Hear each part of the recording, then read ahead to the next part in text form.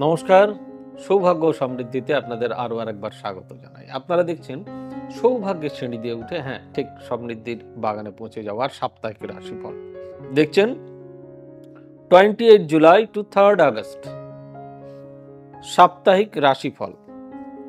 তাহলে এই সপ্তাহে কি আছে?